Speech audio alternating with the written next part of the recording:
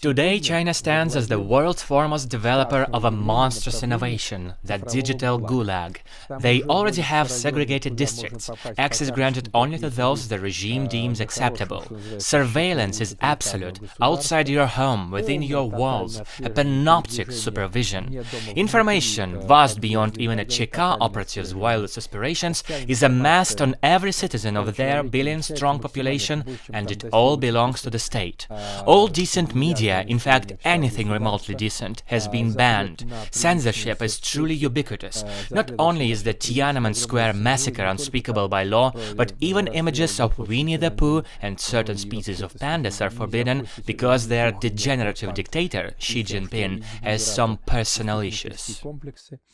Moreover, the Chinese are international terrorists, criminals in every sense. They act in the most despicable fashion.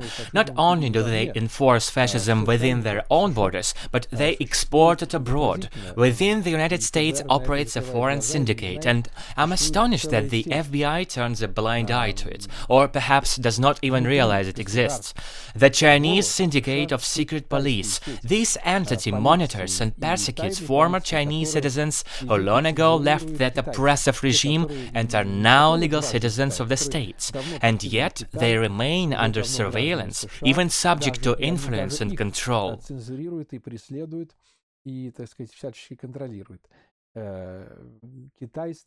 China's aspirations, or to be exact its governing principle, something we in Russia are struggling with, is the imposition of total control under companies, not to possess their share, but to rule it single-handedly. This is the defining trait of their political strategy in pursuit of global dominance. Certain cities, once charming Italian towns in the vicinity of Milan, are now not merely occupied by the Chinese, but the European population has been almost entirely replaced by them. And I've heard more than a few harrowing accounts from my countrymen about the easternmost regions of Russia. That makes China a world-shattering leviathan, carving its way either covertly or openly towards one singular goal – world domination. Besides, we must consider the madness surrounding these new technologies, which will inevitably destroy the Chinese themselves, but they can't stop using them, driven by their vulgarity. A man of culture values his own identity, his uniqueness, and the path he walks through life. But for the Chinaman, it's another story. It's the Asiatic approach. They disregard individuality, nothing personal remains. This is precisely why they are excelling at the construction of the digital gulag. Complete dehumanization, every primate reduced to nothing more than another brick in the wall. Absolute control, day and night. When the regime operates through computers, it's 100 times worse than Stalin's gulag, I assure you.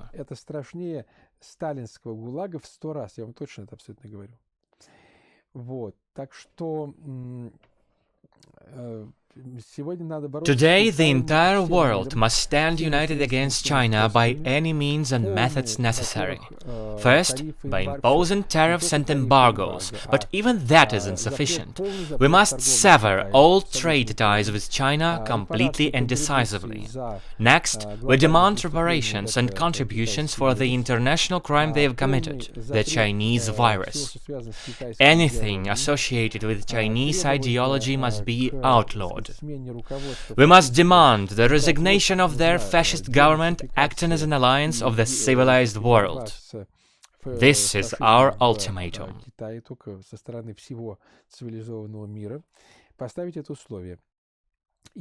It is highly probable that if we act in unison, America, Europe, Russia, along with India and Australia, our success is all but assured. Unity is the key to our victory. If we form a coalition, no violence will be necessary. Everything will proceed in a civil manner. Look here, you have committed a crime and you must pay for it. Next, we are not blind to your ambitions. We recognize that what you seek is global dominance. Sure, it won't be easy to dismantle your empire, but we'll give it a shot. We have enough resources here to survive without your goods for 2 or 3 years. We won't buy not a single sheet of paper from you, not a scrap. Of course, 2 to 3 years is an exaggeration. To constrain the communist tyranny in its current form, a mere few days will suffice. They're not even true communists, just typical left-wing fascist totalitarians masquerading as communists. In due course, they will collapse under the weight of an economic crisis, torn apart from within by the ravenous, starving masses of the unemployed. Once that happens, everything will be once more gas and gators. They will be permitted to trade with us once again, but this time on our terms. You're welcome to send us your usual merchandise, silks, and this time make it high quality, not the cheap junk you're peddling nowadays. Silk, ivory, nephrits, and all this rot. Perhaps some technical trifles as well, hand gloves, tools, and pressing machines.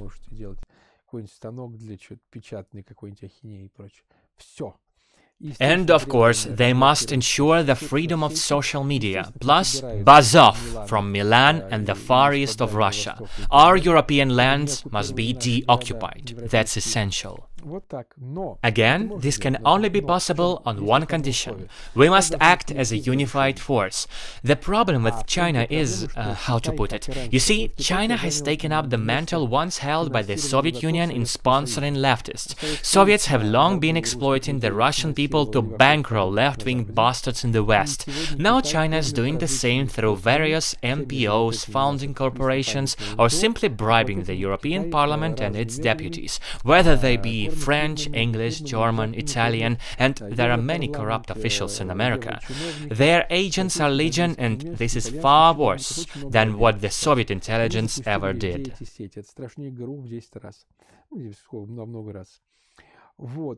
So, China is our global affliction. Trump understands this perfectly well, but he can't carry on alone. And here I will repeat myself. We must support him and support one another. First of all, we need mutual education on what China truly is, and in doing so, we can actually help the Chinese people, because just like in Turkey under the tyrant Erdogan, there are free-thinking dissidents in China as well.